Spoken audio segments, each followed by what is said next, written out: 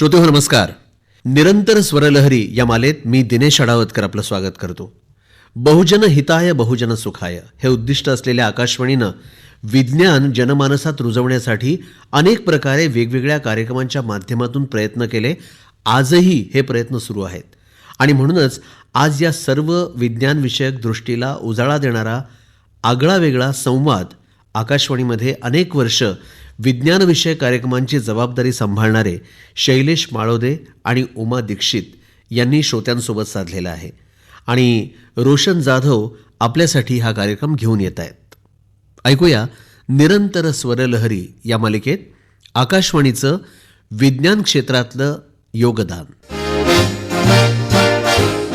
भारतीय राज्यघटनेतल्या मार्गदर्शक तत्वांनुसार वैज्ञानिक दृष्टिकोन तयार करणं हे राजसत्तेचे एक प्रमुख कर्तव्य आहे आणि शैलेश, याच दृष्टिकोनातनं आकाशवाणीच्या माध्यमातून प्रसारण सुरू झाल्यानंतर जवळपास 50 वर्षांनी आणि संस्थेचं नाव ऑल इंडिया रेडिओ असं झाल्यानंतर जवळपास 40 वर्षांनी विविध राज्यांच्या राज्यातील भाषेत आणि हिंदी आणि इंग्रजी भाषेतल्या विज्ञान प्रसाराला अधिक बळकटी देण्यासाठी 1976 साली विज्ञान कक्षाची स्थापना आकाशवाणीत झाली आणि एकूण 18 राज्यांच्या राजधानीमधल्या आकाशवाणी केंद्रांमध्येही स्थापना करण्यात आली. आज हा विज्ञान कक्ष जो आहे उमा, तो निरंतर स्वरलहरी हे आपल्या ज्या कार्यक्रम मालिकेचं नाव आहे ना, ते सार्थ करत सुवर्णमहोत्सवी वर्षात पदार्पण करतोय.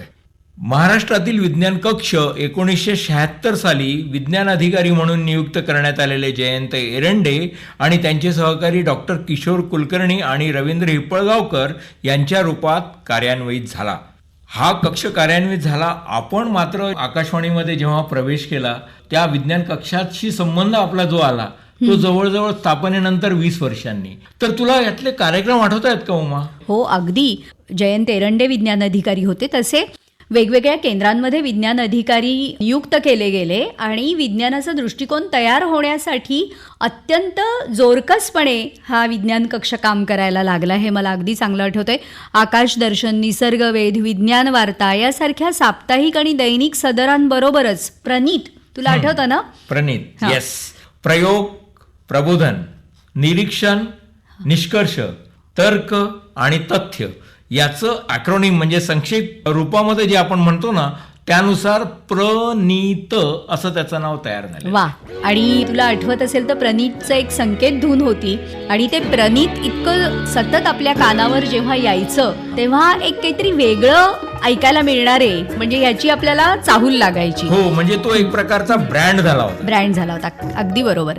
आकाशदर्शन म्हणा किंवा निसर्गवेध किंवा प्रनीत हे आकाशवाणी मुंबई केंद्राच्या विज्ञानविषयक कार्यक्रमाची जणू मुख्य सिग्नेचर असावी असं होतं. मला वाटतं मराठी कार्यक्रमाविषयी हे झालं, पण हिंदीमध्ये सुद्धा कार्यक्रम होते ना?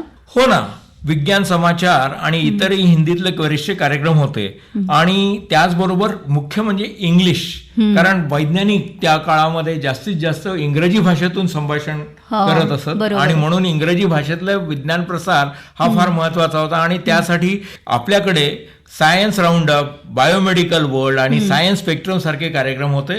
आणि हे झालं आपल्या राज्याच्या स्तरांवर किंवा केंद्राच्या स्तरावर.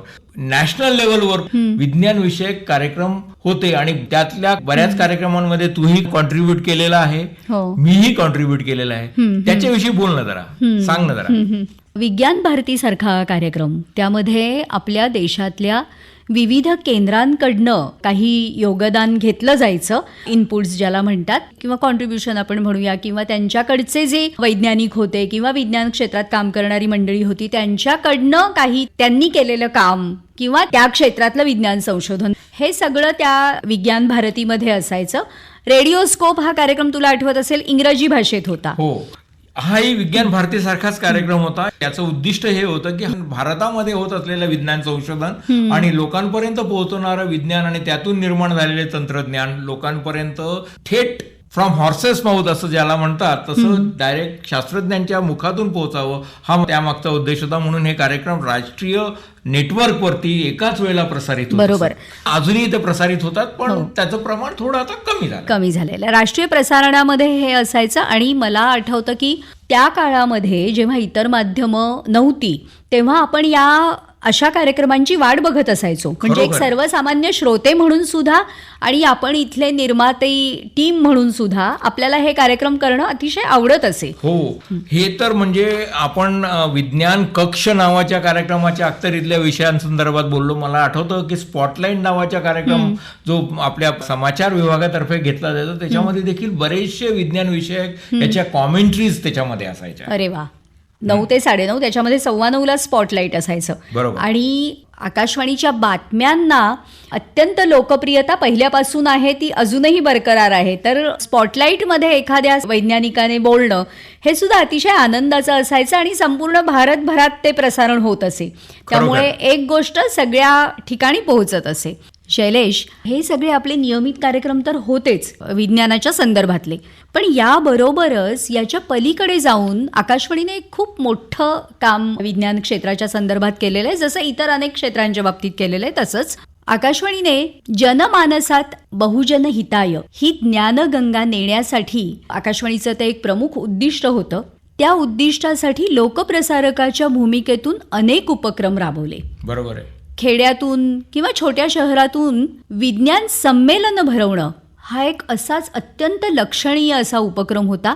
त्याविषयी मला असं वाटतं तू जास्त चांगलं सांगू शकशील, कारण काही संमेलनं भरवण्यामध्ये तुझा सहभाग होता. हो, छोट्या खेड्यांमध्ये विज्ञान नेणं, विशेषतः विज्ञानाची जी ओढ असते सगळ्यांनाच, विशेषतः तरुण पिढीमध्ये, मुलांमध्ये, एखाद्या मोठ्या वैज्ञानिकांपर्यंत ते पोहोचू शकत नाही, तर त्यांना भेटण्याची जी इच्छा असते ते एक माध्यम म्हणून वैज्ञानिकांना म्हणजे फ्रॉम लॅब टू लँड अशा प्रकारचं नेण्यासाठी आकाशवाणीने खूप पुढाकार त्या काळामध्ये घेतलेला होता. मला आठवतं प्राध्यापक जयंत नारळीकर असतील, प्राध्यापक विगो कुलकर्णी असतील, भामा उदगावकर असतील, वसंत गोवारीकर असतील, अशा अनेक शास्त्रज्ञांना घेऊन अगदी छोट्या गावामध्ये मी जे विज्ञान संमेलन म्हणतोय ऑर्गनाईज केलं किंवा त्याच्यामध्ये माझी थोडीशी भूमिका होती, ते उसगाव या वसई तालुक्यामधल्या एका छोट्याशा गावाच्या ठिकाणी 1996 साली भरवलं होतं. आणि 98 साली चिंचणी या गावामध्ये रजनीकांत श्रॉफ म्हणून सौर ऊर्जेविषयी काम करणारे होते, त्यांनी आपल्याला इन्फ्रास्ट्रक्चरल मदत करून तिथे आपण ते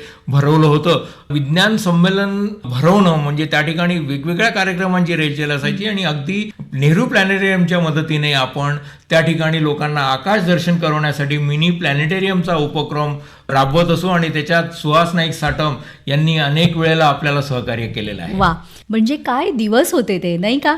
प्रश्नच नाही. आपल्या घरातल्या एका छोट्याशा रेडिओ सेटच्या माध्यमातून आपण सगळीकडे पोहोचत होतो आणि त्याच्या पलीकडे सुद्धा लोकांपर्यंत पोहोचण्याची, लोकांमध्ये प्रत्यक्ष जाण्याची कुठलीही संधी आपण त्या काळात सोडत नव्हतो. आणि विज्ञान संमेलन हे त्याचं अतिशय उत्तम आणि प्रिय असं उदाहरण आहे, नाही का? हो हो. आणि म्हणूनच मला बरेचदा असं वाटतं की वेगवेगळ्या ज्या खगोलीय घटना आहे त्याच्या संदर्भात अवेअरनेस निर्माण करण्याचं आता काम अनेक संस्था करताना दिसतात, खगोल मंडळ वगैरे. त्या संस्थांना एक व्यासपीठ उपलब्ध करून देण्याचा काम रेडिओने केलेला आहे. आकाश दर्शन नावाचा कार्यक्रम जर तुला आठवत असेल तर तो 3 व्यक्ती संवादातून रात्रीच्या वेळेला हा अमक्या ठिकाणी हा तारा दिसतो, हा व्याध तारा आहे, इथपर्यंत म्हणजे फक्त शब्दांच्या माध्यमातून लोकांपुढे आकाश चितारण्याचं काम या आकाशवाणीने केलेलं आहे. किती कमाल काम आहे हे. फक्त आवाजाच्या आणि फक्त शब्दांच्या माध्यमातून एक संपूर्ण दृश्य तुमच्या डोळ्यासमोर उभं करण्याचं काम आकाशवाणीने निरंतर केलेलं आहे. आणि याच तर निरंतर स्वरलहरी. खरंच आहे. हां, वैज्ञानिक दृष्टिकोन विकसित करून शहाणे करून सोडावे सकल जन, याची गरज शैलेश आजही तितकीच आहे, नाही का? काय वाटतं? निदान महाराष्ट्रामधल्या काही दिवसांपूर्वी घडलेल्या ज्या काही घटना आपण बघतो आहोत ना, ते लक्षात घेता निश्चितच ही गरज अधिक वाढली आहे की काय अशी स्थिती निर्माण झालेली आहे. म्हणून बरेचदा एखाद्या खगोलीय घटना घडतात, खग्रा सूर्यग्रहणासारख्या वगैरे, तेव्हा आपण ते ग्रहण बघायला बाहेर पडायला हवं. त्याच्यासाठी फिल्टर आणि विविध प्रकारचे चष्मे उपलब्ध कसे होतील, त्याच्यासाठीची व्यवस्था काय असेल, या सगळ्याच्या संदर्भामध्ये लोकांना एकत्रित करून आपण खगोलीय घटनांविषयी बरेच कार्यक्रम केलेले आहेत. मग ते 1980 साली कर्नाटकातून प्रामुख्याने दिसलेलं सूर्यग्रहण असेल, त्या ठिकाणी डॉक्टर किशोर कुलकर्णी यांनी त्यांच्या चमूने जाऊन धावतं समालोचन केलेलं होतं त्यावेळेस. 1995 साली परत तोच अनुभव मी स्वतः आकाशवाणीमध्ये असल्यामुळे घेतलेला होता.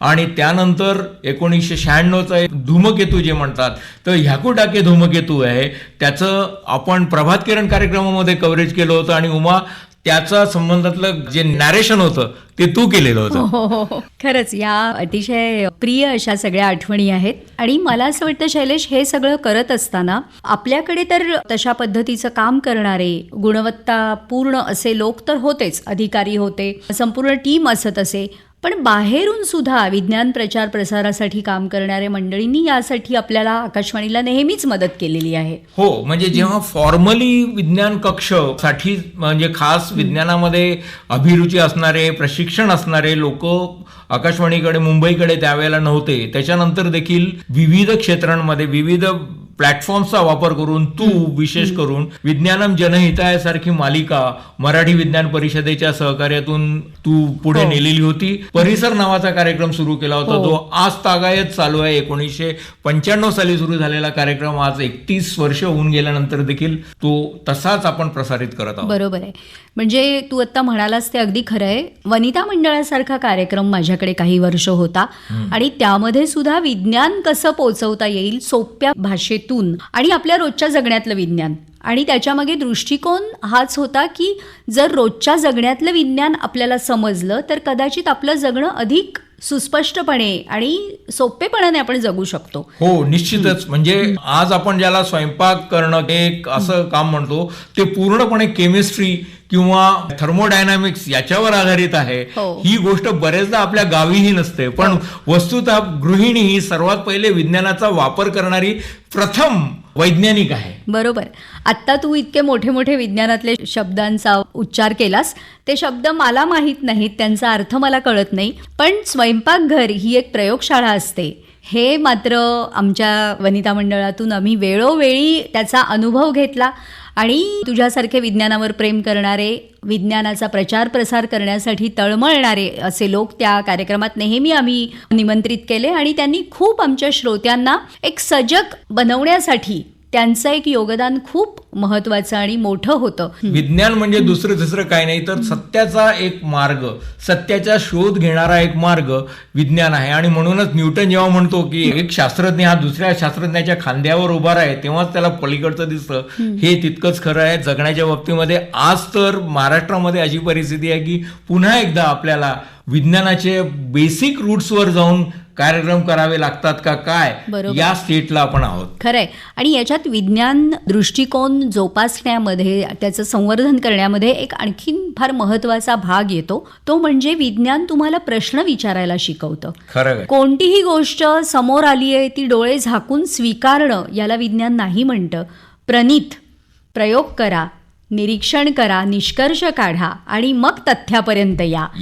तर ही जर गोष्ट आपण आपल्या अंगी बाणवू शकलो तर कदाचित आपलं एकूणच सामाजिक संदर्भातून सुद्धा आपलं जगणं अतिशय समृद्ध होऊ शकेल. हेच तर उमा महत्वाचं आहे. निरंतर स्वरलहरी म्हणजे काय, आणि हे वैज्ञानिक दृष्टिकोन पुन्हा लोकांपर्यंत त्याच आनंदाने पोहोचवण्याचं काम पुढची पिढी देखील आकाशवाणीची जी तयार होते आता, जसे आपल्या कार्यक्रमाचे निर्माते आहेत रोशन जाधव, तशी पुढे देखील हे काम अविरतपणे निरंतर पार पडत राहील याविषयी माझ्या मनात तरी काही संशय नाही. विज्ञान कक्षाला सुवर्ण महोत्सवी वर्षामध्ये हा अशा प्रकारचा कार्यक्रम एक धांडोळा घेण्याची संधी, ते देखील विज्ञानाविषयक बऱ्याच रूपकांना ध्वनी दिलेल्या उमासोबत स्वतः बोलण्याची मला मिळाली, ही निश्चितच महत्वाची गोष्ट आहे.